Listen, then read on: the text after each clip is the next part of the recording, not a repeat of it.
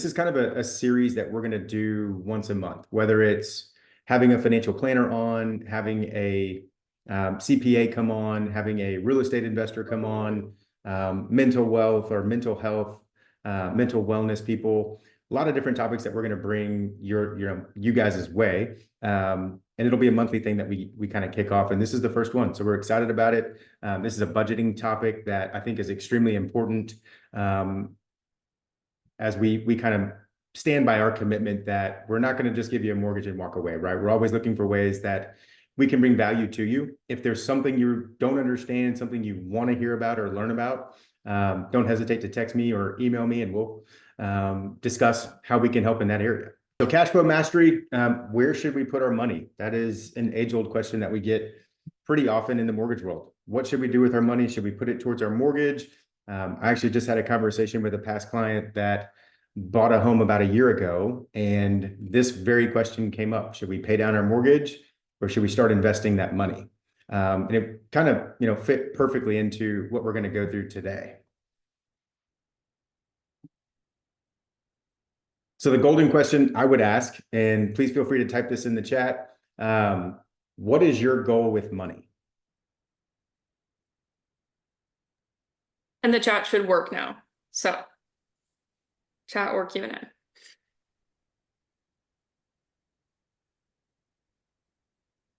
Are you seeing some of the responses? Put more money in savings. So save more money, make more money. We have one that says financial freedom. Yep. All of those are good goals for money. And I would say that all of those lead to one thing. It's increasing our net worth, right? How do we go about doing that? Paying down your mortgage? Yes, you can save. Putting money with a financial planner? Yes, you can increase your net worth. Buying investment properties? Yes, you can increase your net worth. You can have tenants, pay down the mortgage. You can get tax benefits. You get amortization. You get appreciation. A lot of different ways that you can grow your net worth. But I think everybody's goal at the end of the day, with whatever approach you take, everybody's goal at the end of the day is to increase their net worth.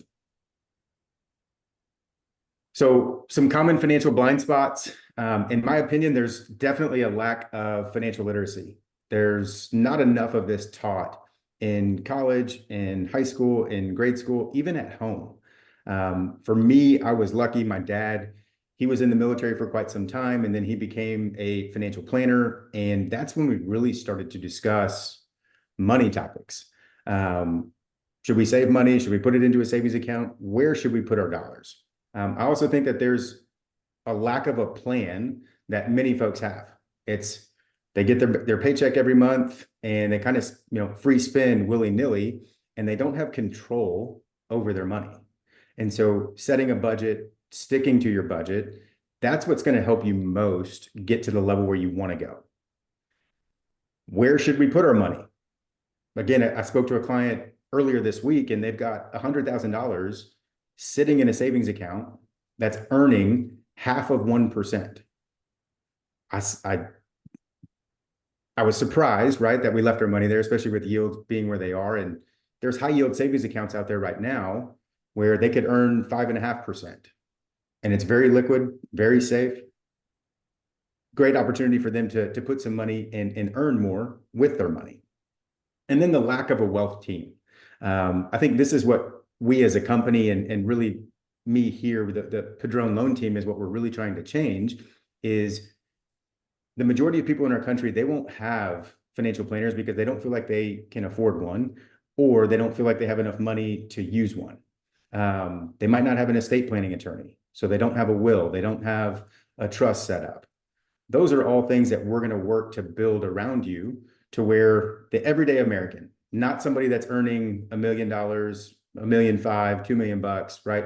They have a wealth team, without a doubt. But this is more for your common American that's making 70, 80, 100,000. We want to build that same team of professionals around them.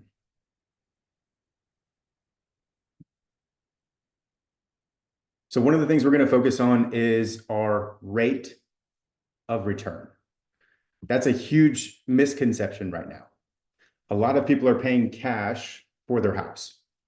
And I'm not opposed to it, but there's opportunity cost that's lost with that money.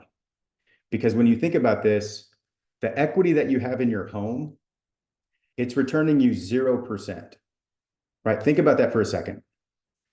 When your home appreciates, your home is going to appreciate at whatever rate of return you have, regardless of how much money and equity you have inside of the home. But the dollars that you have sitting there, they earn you 0%. And so when we talk to those clients that want to pay cash for their home, or we talk to those clients who want to contribute extra towards their monthly payment each month, this is a big focus for us. With interest rates being at 7%, if you just look at the S&P 500 index fund over the last 30 plus years, that's returned between 10 and 12% per year.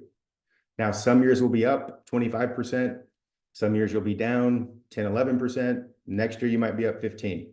But on average, over the last 30 plus years, the S&P 500 has been right around 10%, 10 to 12% return each and every year. Maybe I think too that previous or one of the previous slides where you were talking about the financial blind spots, I think for a lot of people and everyone on here can probably relate. When you have money sitting in a savings account, you feel like it's very safe and there's no harm being done. It's not like you're losing money. So a lot of people can just feel like, why would I do anything different? Because I'm not losing out here. They don't know necessarily where to get started and if it's safe or not. So the reason that our team feels like it's our responsibility to be sharing this information is because most Americans have a goal to buy a home. So naturally, they're going to go to a mortgage team, which would be the Padron team. So we just feel like it's in our best interest and our clients' best interest to be sharing this information and being the team that can connect you with the right people and show you where to get started, which is part of why we're doing this tonight. So I just wanted 100%. to Our job's not to just be a debt dealer, right? I love that part in our email is that's not our job. Our job is really to analyze everybody's financial picture, provide the best advice. Some might think putting money, on a 15-year makes way more sense than a 30-year fixed. I would argue that it doesn't. One, it's Yeah. a very illiquid investment. You're literally just taking money that you've earned and you're putting it into another account. What's the opportunity cost on that money? Yeah, you get a little bit lower interest rate on a 15, but it's also taking a lot more money out of your paycheck each and every month. Yep. Good point. So where should your money go? And three things that we need to talk about and we need to discuss. When I look at any investment opportunity for myself, it's the safety of the investment, the liquidity of the investment, and the return. So I'm going to start with safety first. Question to all of you. When you hear the word safety, especially as it relates to an investment, what comes to your mind? What comes to your mind, JP? I think low return. When I think of Safety? Yeah. I think of low return. I think of accessibility, right? I think of protecting the money that we have, right? When I hear of safety, what kind of responses are you getting in the chat? Ken Watson, risk tolerance. Yeah, risk tolerance. Anybody else? Not yet. Not losing money. Not losing money. Yeah, protection of money. Time horizon. Yep. What are some issues with housing that would present to be not safe? When I think of that, I think of depreciation. If home values go down, we're losing money there. Not really in my control or your control. Mm-hmm. I think foreclosures. There's risk there with that. If you lose your job, you don't have savings back, you can't make your monthly payments. The bank's going to be coming for your mortgage, for your house. Yeah.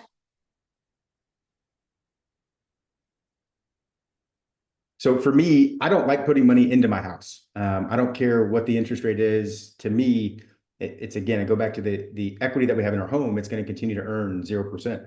And I know that I've got a financial planner or two or three that can significantly out earn 0%. When I think of liquidity, to me, that means that my money is easily accessible. You think about stocks, you think about bonds, those are easily accessible assets that if you're trading in, right, and you need your money, you can liquidate that account sometimes same day, sometimes the very next day, and you can have access to your capital depending on time. I know Ryan McKee's going to say it better be before 3:30. When y'all hear liquidity, what comes to your mind?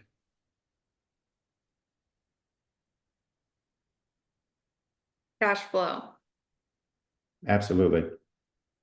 being able to access it whenever you want, Yep. or not having to pay to access it. Yeah. Yeah. That's a huge one. That's definitely a huge one. As it relates to housing, right? The more money I put into my house, there's really only a couple ways that I can get that money out. I've either got to sell it or I've got to borrow against it. Those are really the only two ways you have. You can do a cash out refi, you can do a HELOC, or you got to sell your property to access the capital that you have in it. Yep. From a return standpoint, how much is your wealth growing where you're keeping it, right? Is it money that you're putting into your house where it's not earning you anything? Or is it money that you're giving to a financial planner that's going to earn you 7, 8, 9, 10% each year and watching that money grow over time?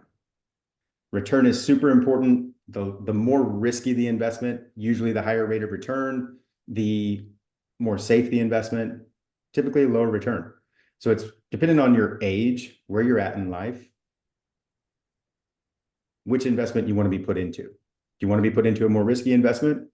You'll have some higher returns on that, potentially. You could lose your money. Do you want the safer, slower, steady route like Warren Buffett? He's a big believer in the S&P 500 index fund. Put it there, watch it grow, don't touch it.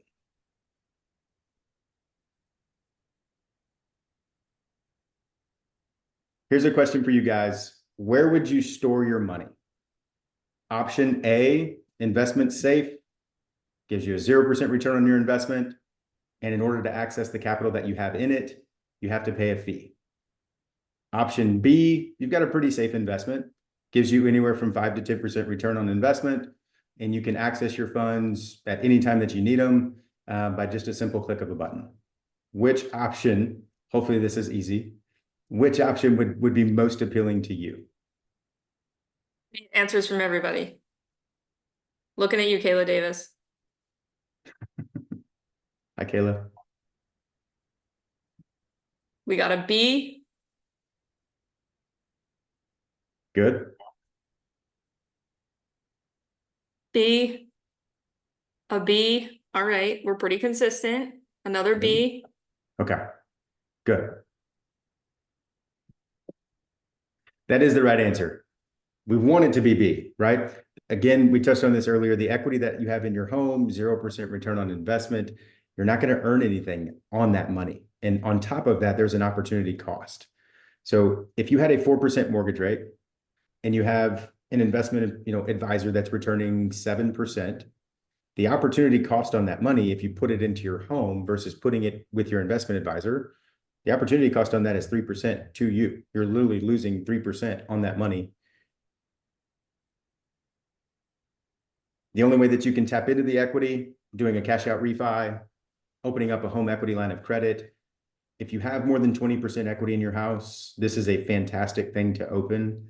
If you have questions on this, we can certainly talk through it. Paying down your mortgage versus allocating that money towards your investment account, night and day difference.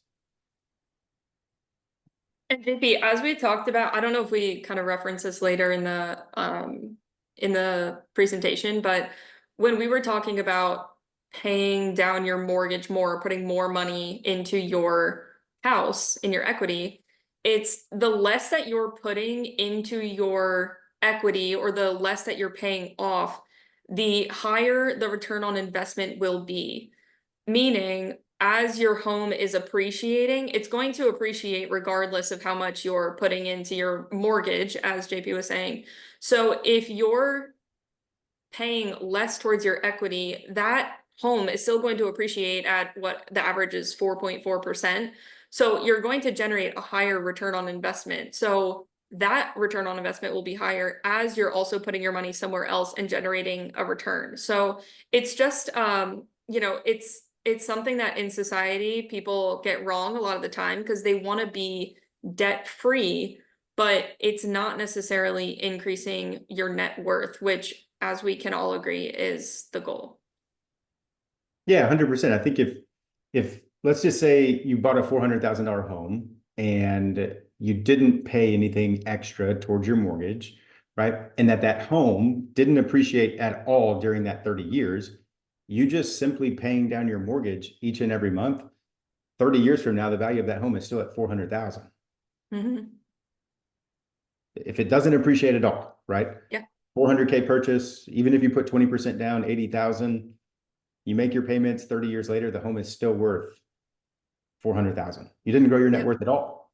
Yep. At all. So should you pay extra every month on your mortgage?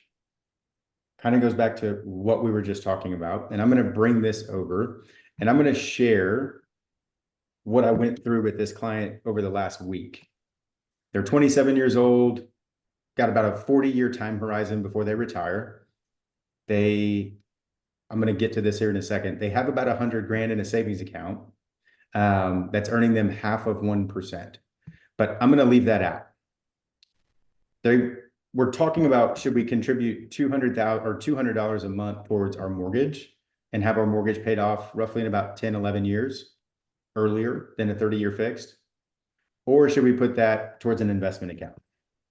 So with a 10% return over 40 years, if they contribute $200 a month in an investment account, they'll have about 1.264 million. Pretty good number, right? Like to have 1.264 million in 40 years.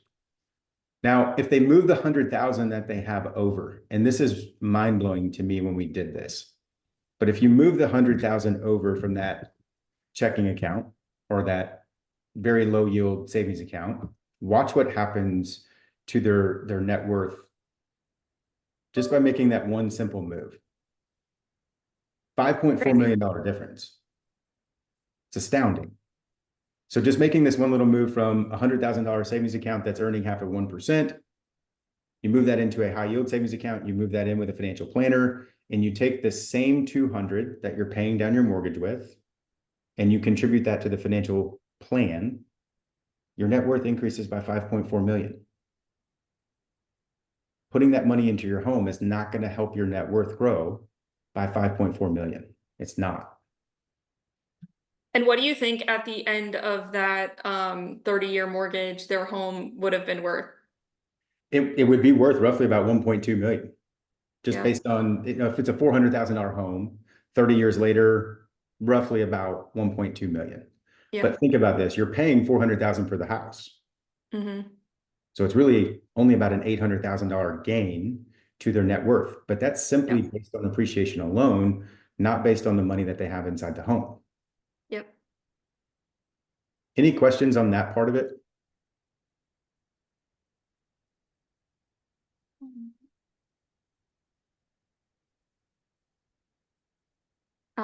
No questions on that, at least as of now. If you guys have questions, put them in the chat or the Q&A, and we can always get to them at the end too, after we work through the content.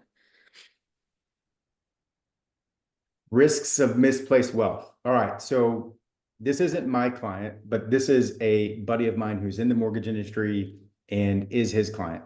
And they were very aggressively paying down their mortgage. It was about a $500,000 loan. They completely paid this off. Over time, as taxes, as insurance premiums went up, they started to not be able to afford their house anymore. The house ended up getting foreclosed upon because they didn't have enough money that was liquid in savings to help them cover their taxes and cover their insurance. Super sad deal. So while it seems appealing, seems, a really great idea to attack that mortgage, and I'm not saying that it's not, we also want to be smart with what we're doing with our money. If we can keep that money outside of the home, allow it to grow, it gives us more safety, It gives us more liquidity.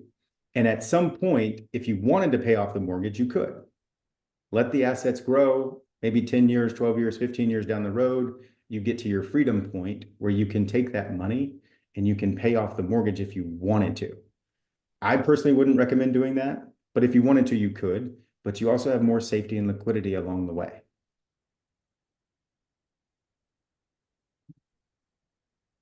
So this is really kind of my favorite thing to talk about right here is, well, Justin, when should we invest? It's a great question. In my opinion, here is how you should have your account set up. The first one here, you need to have 30 days worth of cash sitting in your checking account for all expenses. So if you have a $2,000 mortgage, you have $1,500 daycare bills, you have a $500 car payment, that's $4,000. You've got groceries on top, you've got insurance premiums for life insurance, whatever it is, right? If your bills cost you about $7,000 a month, you need to have $7,000 in your checking account. From there, I would recommend opening up a high yield savings account. Depending on your income structure. So you'll hear people say anywhere from 3 to 6 months. And I think that's the right advice. It depends on your income structure. If you're a base salaried individual and you know what money's coming in every single month, you really only need about 90 days in your savings account. Now, if you're a commission only position and your income fluctuates and goes up and down, maybe you're a commercial real estate agent, you do 3, 4, 5 deals a year. Well, you might want to have a little bit more cushion in your savings account. And I would recommend keeping 180 days worth in your savings account. From there, then you can move into the red bucket, which is the investment bucket. And that's where we would put you in contact with a financial planner that could really start to help you grow your wealth and ultimately grow your net worth. Any questions on these buckets here?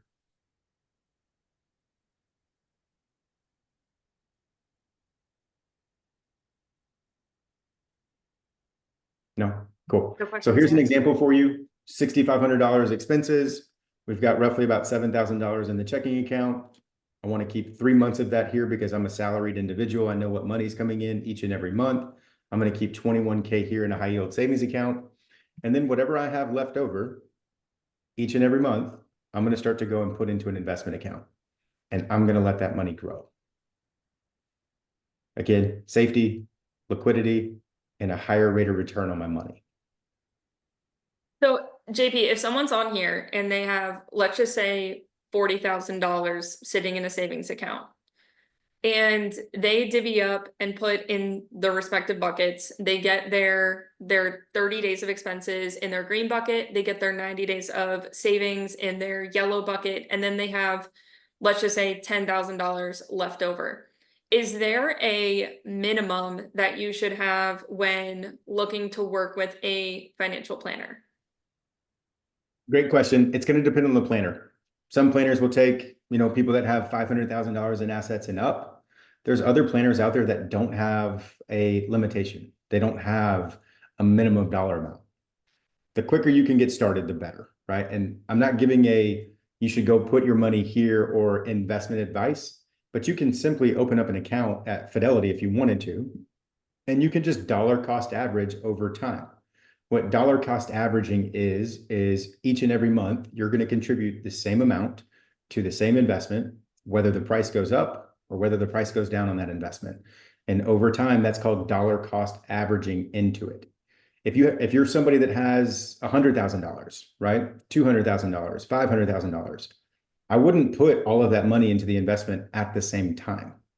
I would dollar cost average into it. Maybe a week you put in 100, or maybe a week, if you've got 100 grand, maybe the first week you put 25, second week you put 25, 30, third week you put another 25. For the fourth week, you do the same thing and you got another 25 in there. So now you've got your 100,000 invested, but you did it in different installments, if you will, and you kind of dollar cost average into that. You could reduce those numbers, you could do it higher, whatever you wanted to do. I would just be mindful of not going into the same investment with a large chunk of money, $100,000, dollar cost average that over time to put that money into the investment account and let that money work. Yep. Great. So the power of starting early, I think this chart is very well represented. So Billy started investing at age 15. He put $15,000 in the account from age 15 up until age 19. So he put in $3,000 a year for 5 straight years. And then he never put another dollar into it. Look at the total value of his account. If I can get to it, 1.615 million. And then you look at Susan. Susan started investing when she was 19 years old. Annual rate of return is 10%, the same as Billy. Now, she invested $24,000. So $9,000 more than Billy. And she did it from age 19 to age 26. And then she didn't put another dollar into it. From there, her account is 1.55 million. So a good 63,000 short of what Billy did, but Billy started 4 years early. And then you've got Kim. Kim started investing when she was 27 years old. She put in $117,000, $3,000 a year until she turned 64 years old. She came up with 1.324 million. The sooner we can get started on this, the better. And if Billy would have continued to contribute $3,000 a month, these numbers would be totally lopsided. The earlier we can start, the better. It's what, the eighth wonder of the world, according to Albert Einstein, compounding interest. It's your best friend.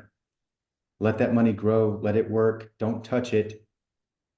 And when you get to the age of retirement, you're going to be glad that you did. Does this right here surprise anybody? That's so crazy. And if you're not 15 years old, it's never too late to start. So true. All right, so your homework, if you haven't done this, create a monthly budget that works for you. I'm going to give you a sheet and we're going to kind of do this here side by side as we kind of go through this. Choose the right places for your money. If you don't know where to go, reach out. We can talk through it. What do you want to do? What's your long-term goal? What's your short-term goal? Let's talk through that. Start soon and stay consistent. And man, when you get ready to retire, you're going to be glad that you did. So I mentioned a budget worksheet. This is probably my favorite tool to use in my household. We're going to send this out to everybody in case you want to use it. I'm going to show you how this works really quickly. I'm going to put a mortgage amount of $2,000 here. I'm going to put an auto loan of 500. I'm going to put a student loan of 250. I'm going to put credit cards at say 5,000. From there, you can add any expense that you have on a monthly basis right over here on this left-hand side. Electric bill for my house, I don't know, $200. Gas. Is this car gas or is this home gas? That's Car gas. gas. Let's We'll say call it home 500 a gas. month, cell phone bill 200, cable bill 120, sewer 75. That's kind of in combination with water. Groceries 1,500 a month. Gas bill for the home 120. Internet 65. Life insurance, car insurance, everything. Man, you could put a lot of money in that one. Daycare. 3 little kids, they're all expensive. Let's say 200, dry cleaning. All right. So for this individual right here, all of their debts added up. That equals roughly about 12,980. So when we think about the three months that we need in our savings account, that's the survival number. This will help you identify what that is. That's 38,940.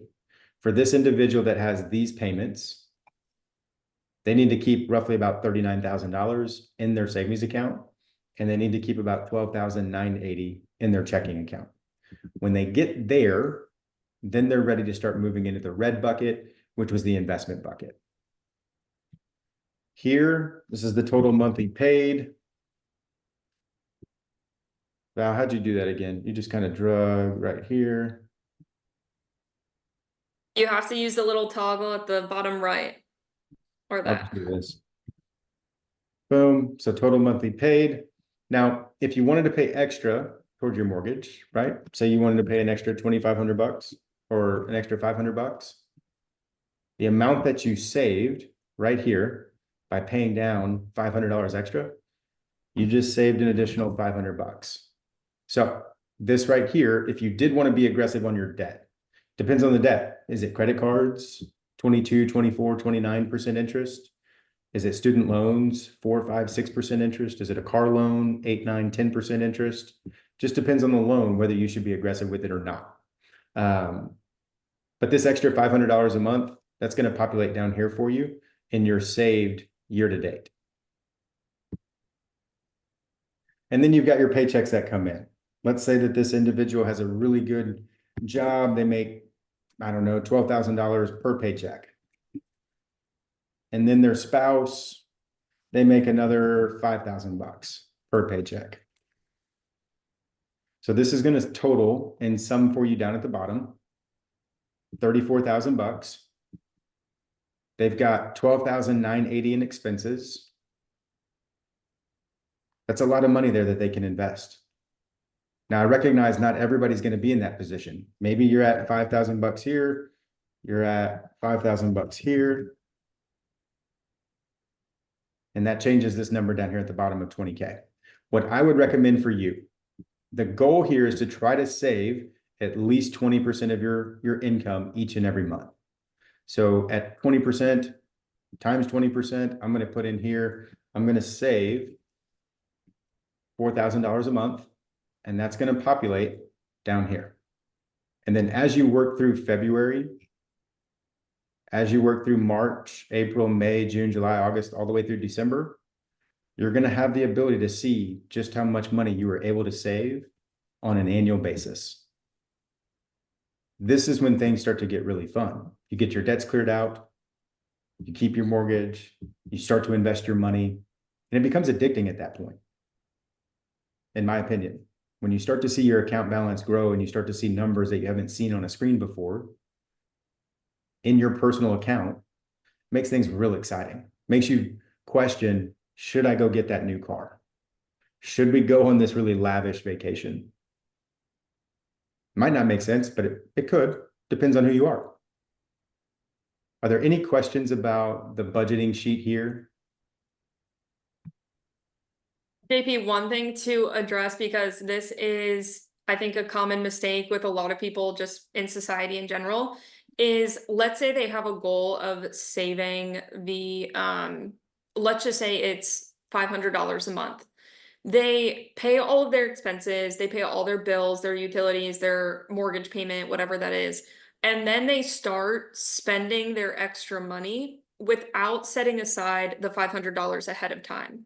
So I think something that's so crucial to being able to meet your spending goals is budget out a realistic, like this, like budget out what all of your expenses are, what you absolutely have to pay for. And you can see on paper that you're going to have money left over, even if you set aside that $500. You, most of the time, will make it work with the money that you have left over. So pay yourself first is a concept that I think is so important here. Set aside that money that you are trying to save on a monthly basis and let the rest be the money that you're spending on a monthly basis. 1,000%. If you're not operating or living on a budget, my opinion of that is if you don't control where your money goes, the money's going to control you. It is. Yeah. So if you don't know what your monthly expenses are, start there. Pull up your bank statement, see how much you spent on groceries, see how much you spend on your car, see how much you spend on cell phone, everything, right? Add that up. In my opinion, your total income that you receive per month, your expenses shouldn't really cap out or be more than roughly about 70% of what you're making. 50% for necessities, shelter, gas, food, right? 20%, 30% for just expenditures that you want to go do. Do you want to take your significant other on a date? Do you want to take a vacation? Do you need, in my wife's case, Amazon? Do you need a new purse? Do you need new shoes? Whatever it is, you've got money allocated there for that. And that's here too as well. If you look on this far left side, you'll see the spending money, right? How much do you want to allocate there? Control what that is, but know where each and every one of your dollars is going, because if you don't, that money's going to become, and it's going to start to control you. Ken Watson said, "Follow the Richest Man in Babylon." Great book. 100%. 100%. JP, this isn't directly related to the budget worksheet, but we have a question here. Do you recommend apps like YNAB? I'm a very structure-oriented person. So when it comes to, this is more on the investment side of things, any apps, or this is something we could provide some context around and some resources in terms of like apps that you recommend, or if there are any that you don't recommend, but could you provide some feedback there? Yeah, I think any app that can help you budget your money is a great app. We actually have one here internally that we have. It's called the Neo Experience app. You can actually monitor your credit score there. You can set a budget. You can link your bank accounts there so you can see how much money is coming in and coming out. I think it's a fantastic app. There was an app, I think it was called Mint, I think, that kind of went Yep. away. To me, this is kind of the closest thing to Mint. You can actually share that data with me, and I can help you set a realistic budget. We can hop on a Zoom meeting. We can go through your expenditures. We can go through this spreadsheet. I like to use a spreadsheet just because for me, I like to enter the numbers in. I don't like to use an app per se. To me, I like going through at the end of every month, looking at what monies we brought in, what monies went out, and going through and putting it all into a spreadsheet. And then throughout the year, I can see, okay, for this year, we saved X amount of dollars. That's exciting to me. When I see that number, it's like, okay, I want to try to get beyond that. How do we do that? Well, you can decrease your expenses. And that's where most people start, right? When they think about saving money, they think, oh, I got to decrease my expenses. I got to quit going to Starbucks. I got to quit going to BlackRock. Instead, change your mindset. I got to go make more money. How do we do that? And when you start to make that more money, where do you put it? I would recommend not spending it. I would recommend saving that cash. When I think about things like that, I think about, do I take this income that we just got and do I put that towards my life and my lifestyle today? Or do I want to put that towards my lifestyle tomorrow? And when I mean tomorrow, I mean 30, 35, 40 years from now. To me, I'd be looking more for that. Yeah. I feel like you were targeting me with the BlackRock comment, but it's all right. You got me into a bad habit.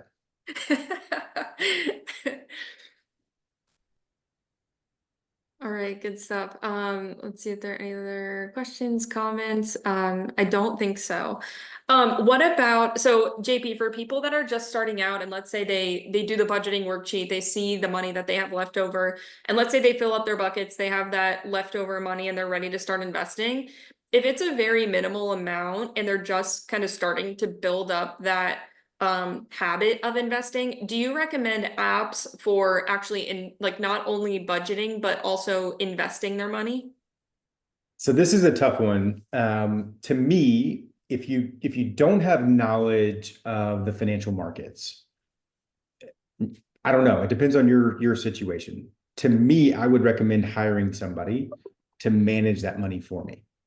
I don't have time during my workday to go and check out what's going on in the investment world all day, every day. I just don't do that. I also don't look at my accounts every day, and I would encourage you not to do that as well. My dad, he used to pull up his accounts every single day and just check that nobody stole any money from him, right? I kind of got into that habit for a little bit, and then you start to see the market go up and down, and emotionally, psychologically, you want to take your money out.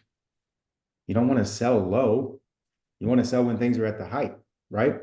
So I would hire an investment advisor. If you need help or need an introduction to one, please don't hesitate to reach out. We can definitely introduce you to somebody that I've personally vetted, and somebody that I know personally, trust, and like, and know will do right by you. People always ask, hey, financial planners are expensive. My question to that is, how much does it cost you not to use one? And when you're looking at financial planners, right? Some might say, hey, we'll charge you 1% of your assets under management. Some might say 1.5. Others might say 3%. I wouldn't get too hesitant based on the cost, right? Because the person that is charging you 1% might only pull 5 or 6 or 7% in a return. For the person that's pulling 3% in a fee, they might be pulling 12, 15, 18% in a return. For me, paying that investment advisor to get that higher rate of return is well worth the money.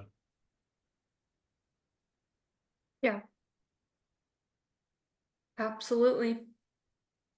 All right, folks. Well, JP, it looks like there are no other questions right now. Cool. I'll stop sharing. All right, perfect. All right, well, JP, I can't thank you enough. This was super valuable, and I think it's something that a lot of our society doesn't have anywhere to learn this content. So we'll be the ones to keep teaching it, and we're going to do this on a monthly basis. So for all of you that are on here right now, we're going to send out a recap recording and all of the resources that we talked about today, and we'll make sure to keep you in the loop as far as our next monthly, what would that be, in August? Will be, I know we can't talk about this with JP right now. He's like mind blown about how fast time goes. Before we know it, you're gonna be 50. 14 years away. All right. Well, thank you all for joining. And like I said, we'll follow up with you, and we can't wait to see you next time. And we'll send that spreadsheet out too. So if you have any questions on it, use us. That's what we're here for. If we can help you get on a budget, control your money, and grow your net worth, that's our objective. So thank y'all for being here. We appreciate it. Hopefully you found this valuable, and we'll see you next month. Take care. Thanks, guys.